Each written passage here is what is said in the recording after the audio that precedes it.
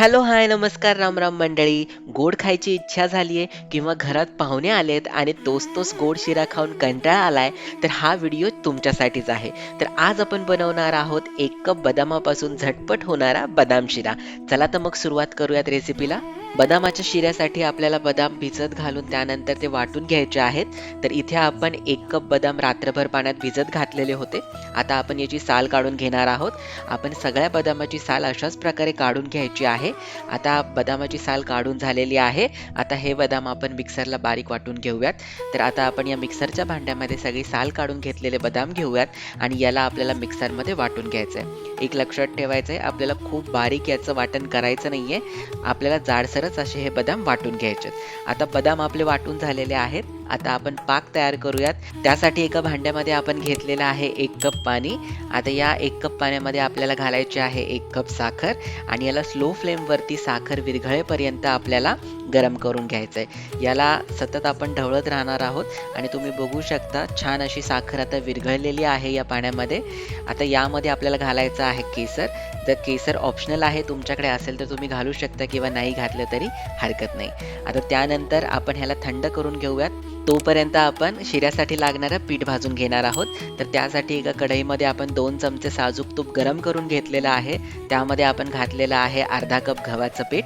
तर इथे प्रमाण लक्षात ठेवायचं आहे, ज्या वाटीने आपण 1 कप साखर आणि 1 कप पाणी घेतलेलं आहे त्याच वाटीने आपण अर्धा कप गव्हाचं पीठ घेतलेलं आहे.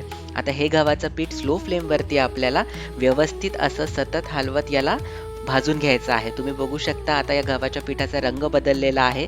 अजून आपल्याला याचा थोडा रंग गडद होईपर्यंत आपल्याला याला भाजून घ्यायचं आहे. तुम्ही बघू शकता आता व्यवस्थित असं आपलं गव्हाचं पीठ भाजून तयार झालेलं आहे. त्याचा कच्चेपणाचा जो वास आहे तो गेलेला आहे. आता यामध्ये आपल्याला घालायचं आहे आपण जे बदाम वाटून घेतलेले आहेत ते बदाम. आता आपण या गव्हाच्या पिठामध्ये घालूयात आणि याला पुन्हा एकदा छान असं मिक्स करूयात आणि याला आपल्याला परतून घ्यायचं आहे. साधारण अजून एक 2 ते 3 मिनिटासाठी आपण हे व्यवस्थित असंच परतून घेणार आहोत. तर अशा चविष्ट आणि नवनवीन रेसिपी तुम्हाला बघायला आवडत असतील तर आत्ताच आपल्या यूट्यूब चॅनल द फ्लेवर मराठीला सबस्क्राईब करायला विसरू नका. आणि तुम्हाला जर आपले व्हिडिओज आवडत असतील तर लाईक, शेअर आणि कमेंट नक्की करा, कारण यामुळेच आपले व्हिडिओज इतरांपर्यंत पोहोचायला मदत होते. आता 2 ते 3 मिनिट आपण हे व्यवस्थित असं परतून घेतलेलं आहे. आता यामध्ये आपल्याला घालायचं आहे साखरेचा जो आपण पाक किंवा आपण जे साखरेचं पाणी तयार करून घेतलेलं आहे ते पाणी आता आपण या शिऱ्यामध्ये घालणार आहोत आणि याला सतत आपल्याला हलवत राहायचंय. इथे घाई अजिबात करायची नाहीये. आता याला आपण अजून एखाद मिनिट परतून घेतलेलं आहे. त्यानंतर यामध्ये घातलेलं आहे आपण 3 ते 4 चमचे साजूक तूप आणि पुन्हा एकदा याला व्यवस्थित असं मिक्स करून घेऊयात. आणि त्यानंतर आता आपल्याला हा शिरा शिजवून घ्यायचा आहे. त्यासाठी आपण यावरती ठेवूयात झाकण आणि 2 ते 3 मिनिटासाठी आता आपण हा शिरा व्यवस्थित शिजवून घेणार आहोत.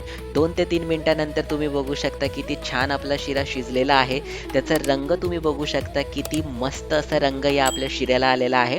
आता त्यामध्ये आपण घातलेला आहे 1 छोटा चमचा वेलची पूड आणि त्याला पुन्हा एकदा व्यवस्थित मिक्स केलेला आहे. आणि अशा प्रकारे तयार आहे बदामाचा शिरा, जो पौष्टिक तर आहेच पण अगदी झटपट असा तयार होतो. तर तुम्हाला ही रेसिपी कशी वाटली हे आम्हाला नक्की कळवा.